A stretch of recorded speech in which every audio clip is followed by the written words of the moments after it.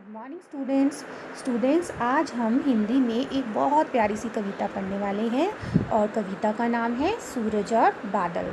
तो सबसे पहले हम ऐसा करते हैं कि कविता को बोलने का प्रयास करते हैं, कविता को गाते हैं। उसके बाद हम देखते हैं कि ये कविता किस पर आधारित है। पर सबसे पहले जो हमारे लिए ज़रूरी है मतलब हमें पता होना चाहिए कि ये कविता लिखी किसने है। आप देख रहे होंगे कि यहाँ पे इस कविता के नीचे एक नाम दिया गया है, सुभद्रा कुमारी चौहान। तो इन्होंने ये कविता लिखी है। ये बहुत ही पॉपुलर व मशहूर कवित्री हैं थी सुभद्रा कुमारी चौहान जो है। इन्होंने बहुत सी कविताएं लिखी हैं, ठीक है। और इनकी जो कविताएं हैं वो आज भी बहुत शौक़ से पढ़ी जाती हैं और बहुत अच्छी कविताएं लिखती हैं ये। तो ये कविता लिखी है सुभद्रा कुमारी चौहान ने। तो सबसे पहले हम कविता को गाते हैं।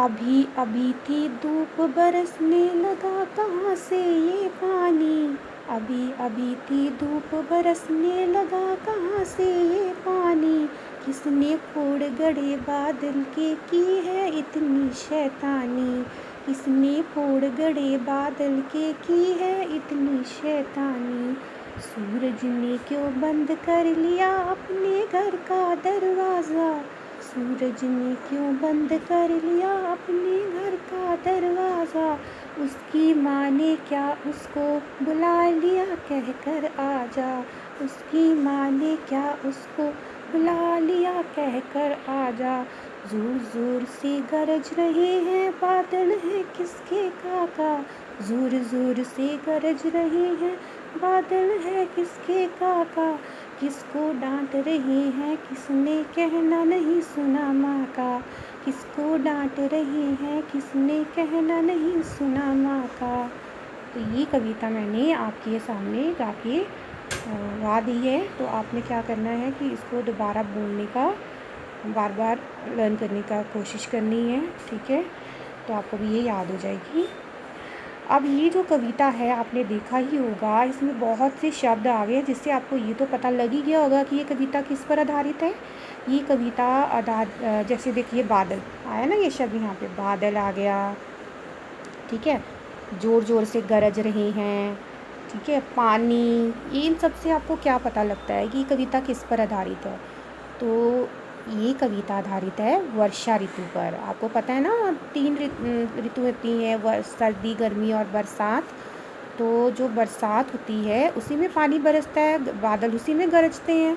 तो ये कविता वर्षा ऋतु पर आधारित है। तो वर्षा ऋतु पर आधारित इस प्यारी सी कविता को आप भी याद करिए। आज हम इस कविता में ज़्यादा कुछ नहीं करेंगे, हम 2 वाक्य लेते हैं, ठीक है। और यहाँ पे कुछ शब्द आए हैं कविता में, बादल और माँ। तो हम ऐसा करते हैं कि इन्हीं से वाक्य बनाते हैं। जैसे पहला हमारा शब्द है बादल, तो बादल से हमारा वाक्य हो गया बादल गरज रहे हैं। और माँ से आपका वाक्य हो गया मेरी माँ बहुत अच्छी है। तो मैंने आपको पहले भी कहा है कि ज़रूरी नहीं है कि आप यही वाक्य बनाएं, आप अपने से भी वाक्य बना सकते हैं। और गृह कार्य में आपने क्या करना है, गृह कार्य होता है होमवर्क। इसमें आपने कविता से संबंधित चित्र बनाना है। कोई भी चित्र अपनी मनपसंद का आप बना सकते हो। आप सूरज बना सकते हो, बादल बना सकते हो, या ये जो चित्र दिया गया कविता में आप वो भी बना सकते हो। और अगर आपके माइंड में कोई भी अच्छा सा चित्र आपके माइंड में है तो आप वो भी बना सकते हो। ज़रूरी नहीं है कि आप बुक का ही बनाओ। और आपने अंत में ये कविता अच्छे से याद करनी है, ठीक है। तो आप इस कविता को याद करिए। अभी साथ साथ में बेटा आप एक्शंस भी कर सकते हो, ठीक है। आप एक्शन भी कर सकते हो इसके साथ, कविता के साथ, और वो ज़्यादा अच्छी लगती है। तो आप इस कविता को याद करिए। Thank you.